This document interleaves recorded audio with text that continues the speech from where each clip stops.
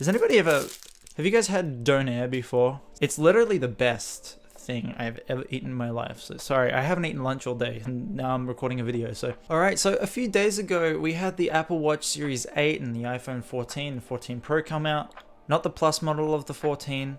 That's not out yet, as well as the AirPods Pro. They're still coming, but if you watched my last video on the Apple event, all these things were announced, and finally the new phones and the watch was released. And now I stood in line on the release day to go and get the watch. I had to reserve it and had to come back the next day, but I got it. So I got the Series 8. So since that this is a new device, people might be wondering, you know, instead of jumping in straight away, it's released. What is this thing all about? Is it worth me actually spending money on? Is it good enough for me to spend money on? Valid questions. So I'm here to try and help answer those questions for you and give this thing a little bit of a review after a few days of using it as well, given it's, what day is it? It's Wednesday. It's Wednesday now, it came out on Friday. So I'm a few days late to the game with everybody else making videos about it, but I'm here. I aim to help out. So let's hope I come close to doing that. After I got it, the first thing that I noticed about this new watch was the unboxing experience. So the unboxing experience of this thing is actually slightly different to what we previously had. So technically in the box now, you unwrap the first little bit of card paper. What do you call the paper? It's like, it's not paper, but it's not quite like cardboard that the Apple. Anyways, you take off the first layer of that, and then you get the cool little art on the box on the inside of it. But then instead of the one box with the strap and the watch itself, as well as the charging cable being inside of the box all together, there's actually two boxes. So one of them has the charger and the watch itself, and then the second box is the strap, but they're thin boxes, so it's not like two massive boxes. It's like they got the old box, cut it in half. So it seems like it's a lot easier now for people to get the exact band that they want. But then once you open the boxes up, stock standard stuff, you get the watch on one side, charger on one side, you get your paperwork and everything, you open up your band, you put it in the watch, standard stuff, nothing groundbreaking or anything. It's unboxing. If you enjoy that type of thing like I do, sweet, it's therapeutic. Other than that, it's just you're taking it out of the box. Initial impressions of this thing, if you look at it, especially compared to the Series 7 last year, visibly not really much has changed. Still edge-to-edge display, very nice display, rounded display. If you looked at this next to a Series 7, you probably wouldn't be able to tell the difference. But it's more under the hood that a couple things have changed. So again, not much, but there has been a couple things added. So there's better temperature tracking now, like for the ovulation cycle is what they showed off at the Apple event. So that's very good for people who need that as well. So that's a cool little feature. There's also crash detection now. If you're in a car accident, you know, sometimes you might not be conscious if that was to happen. I don't really want to test this out, nor have I tested it out. So there's just the disclaimer there. But that's a nice peace of mind thing. If something were to happen, emergency services and your emergency contacts can get contacted if something were to happen to you in a car accident. So that's a nice little thing. Plus there's a couple extra little features, especially with the what do you call it? You have like the backtrack feature on the compass. I don't know if that's a software feature that the older watches are also going to get, like the Series 7 might get, or if it's just exclusive to the Series 8 and the new SE and, you know, the Ultra. But that's also something that's on here that I used once. I thought it was really cool. Not used extensively, but it's a cool feature. Other than that, I think that the major thing for me personally was I used to have a Series 3 Apple Watch. And that thing, very different display.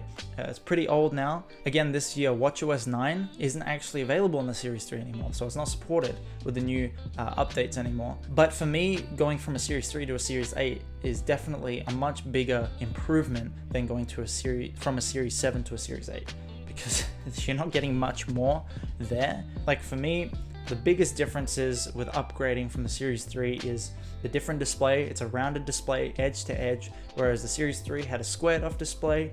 There was a lot of bezel there. The new sensors as well, like you get heart rate tracking and everything and sleep tracking on the older watch, but with this one, you have blood oxygen, you have an ECG, all this other stuff that's just so much more intuitive and so much. It gives you so much more of an insight into your health, which I really appreciated. It's been really good. I've actually been using that feature, the blood oxygen feature, a decent amount actually, just to see where my health is and how it's going, I guess, just because I'm really curious to see these things, because I've never had the opportunity to see them before. Also, another difference with the Series 3 to the Series 8 is with the Series 8, and I guess with the Series 7 as well, and if I haven't actually used the Series 5 or 6, but I'm assuming that it would be the same. You don't have to install an app separately to use a full keyboard on the watch. So it just comes built in, whereas the Series 3, there was that thing where you had to like draw each letter of the word. Kind of tedious, not gonna lie. This makes it so much better. I've actually gone like a couple days with, instead of like pulling my phone out, this has actually saved me so much time, and I've actually just used the watch for calls, for music, for texting. I found I use this a lot more on a day-to-day basis than I did use the Series 3. So would I say it's worth the upgrade? Yeah, I would say so. If you have a Series 3 though, and you're not interested in the extra health features, the always on display, which I found as being sort of a sneaky little bombshell of a feature, because looking down, just glancing while my wrist is on the table, instead of looking like I'm, bored of the conversation, and just glance down and see what the time is. Always on display is awesome. I love it. It's not necessary, but it lends me a hand more often than not. But if you don't want all of these cool, fancy little features, and not that you don't care about your health, but you don't really need all this health stuff, Series 3 would still work fine. If you don't text from your watch, it would work fine. It gives you your notifications. You can still use it for a lot of things. I found mine was getting pretty slow, and I started off pretty slow to begin with, to be honest. And so it was kind of wasting more time than saving it. And I feel like if a watch is going to do anything for you, it's going to save you more time. But I would say if you do want a faster watch, you do want a couple of these extra features, even if you don't care about some of them, but some of them you do care about more so, I would say it's definitely worth the upgrade. I haven't regretted my decision and the money that I've spent, given the fact that it's not the cheapest of decisions to make, buying something from Apple. You really want to be sold on your decision before you spend that money, but I don't regret my decision. Upgrading from the Series 3 was definitely worth it for me, because I use all of these new features, including I've got the sound detection thing that tells me the decibels of my area, and whether it's going to make me deaf in the next 5 years or not. That's been useful, actually. Especially, if I'm in a loud environment, I just put my headphones on noise cancelling, because it does hurt my ears. I don't know why I don't do it anyways, but it's just a reminder. It's like, hey man, it's pretty loud in here. You should probably use some hearing protection. That's a nice feature.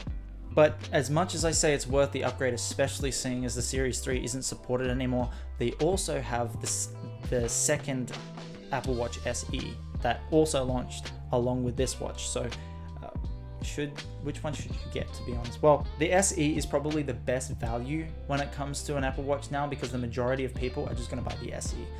If you don't need blood oxygen, ECG, you don't need the always on display. Most people are probably going to want the SE. But if you're someone who really values an always on display, if you value these extra health sensors, then you probably want to consider the Series 8 over the SE, but you want to consider whether that price difference is worth it in your eyes if you're looking at both, because the Series 8 is kind of more like a decent amount more expensive than the SE. So that's something you have to consider for yourself. So you really got to ask yourself that question: which one is better for you?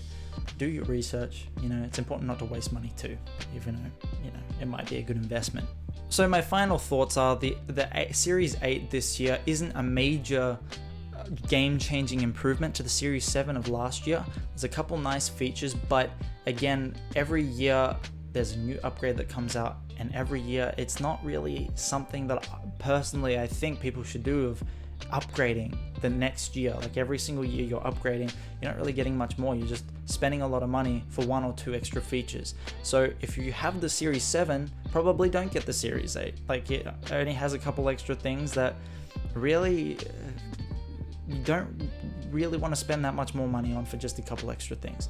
Whereas if you're coming from an older Apple Watch, Series 3, Series 2, Series 4 even, maybe consider upgrading to the Series 8 if you are that far back with your watch models. If yours isn't supported anymore, or you just want more storage space, because the older watches, like my 3 had 8 gigabytes. In 2022, 8 gigabytes is nearly impossible to get by with, given the sizes of files these days. I was constantly having to reset that thing so I could just update it. But having 32 gig on the new watches, that in itself is a major factor in upgrading. I recommend upgrading for the storage. But the Series 8, definitely a recommendation from me if you have an older Apple Watch.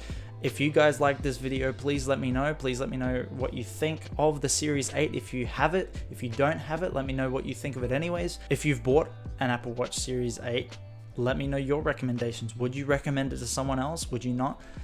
Feel free to start a conversation in the comments. I'll be down there as much as I can, and if I'm there, I'll have a conversation with you guys as well. So anyways, I hope you enjoy this review. I hope you enjoy this video. Please let me know what you want to see in future videos, and I'll be sure to upload something as soon as I can, as soon as I get some more time to upload. Enjoy making videos for you guys, but hope you enjoyed. We'll see you in the next one.